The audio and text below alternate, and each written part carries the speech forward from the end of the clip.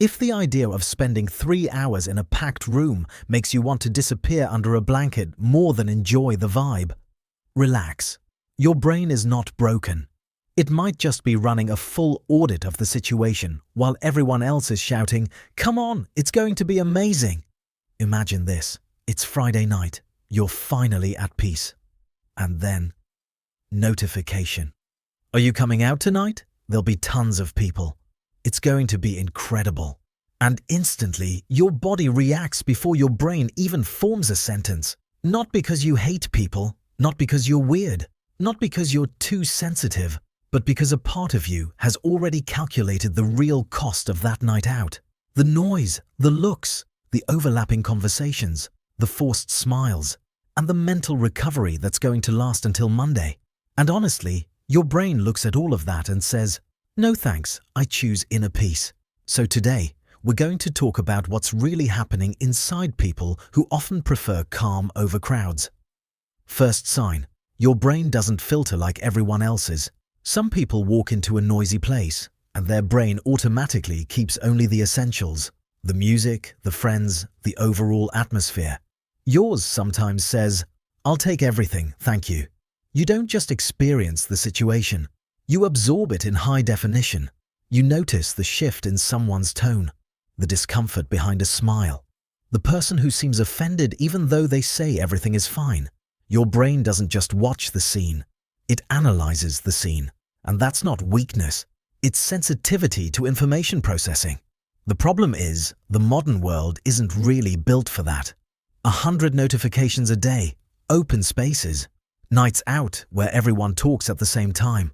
For some people, that's stimulating. For you, it can feel like opening 15 tabs in your brain. And then people wonder why you want to leave early. Second sign, you're not against people. You're against what feels fake. There's a big difference between loving solitude and disliking humans. Many quiet people care deeply about others, just not in the social performance version of connection. Not when you have to laugh at the right moment. Not when you have to say, "Yeah, totally," even though you understood only half the conversation. You often sense the gap. Someone says, "I'm fine," but their eyes avoid yours. Someone asks how you are, but their body is already turned towards someone else. And because of that, surface-level interactions can drain you much more than they drain other people. Small talk, for some people, is a social warm-up. For you, sometimes it feels like eating a meal with no flavor. You can do it. You know how to do it. But after a while, something inside you wonders, can we talk for real now? That's why one sincere conversation with one person can fill you up more than an entire night in a crowded room. You don't need less connection. You need better connection. Third sign, your brain doesn't look for rewards in the same places. Some people recharge through stimulation, but your pleasure may come from somewhere much quieter. A solo walk, music in your headphones, a moment where your mind can put everything back in order. It's not sad, it's not empty, it's your brain breathing. Because when you're alone, you're not doing nothing. You're processing, you're understanding, you're sorting through what you felt. From the outside, it may look like you're just sitting in silence, but inside, a lot is happening. Fourth sign, crowds don't just give you information, they give you emotions. Have you ever experienced this? You walk into a room, and without anyone saying anything, you can feel that the atmosphere is strange. Everyone is smiling, but something feels off. Or you spend time with someone stressed, and you leave feeling tight, tired, almost heavy.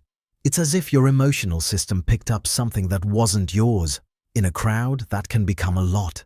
It's not that you're fragile, it's that you're carrying too many signals at once. And the ironic part is that this ability is also what makes you deeply attentive.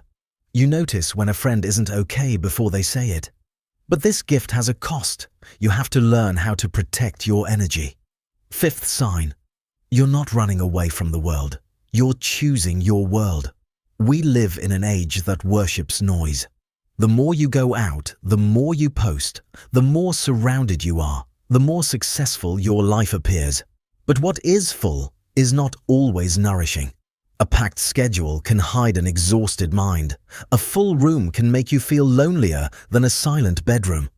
And maybe you've already understood that your peace is not something to trade for a mandatory social presence. You're not missing out on life because you declined certain invitations. You're simply built for depth in a world that loves staying on the surface. And yes, sometimes that can make you feel out of step. But that mismatch is not a mistake. It's information. It shows you the environments that truly nourish you, the relationships that respect you, and the rhythms that keep you alive on the inside. Because deep down, the goal is not to become someone else. The goal is to stop believing you're broken just because your energy doesn't work like the loudest people in the room. You can love people and still need silence. You can be social and still avoid crowds.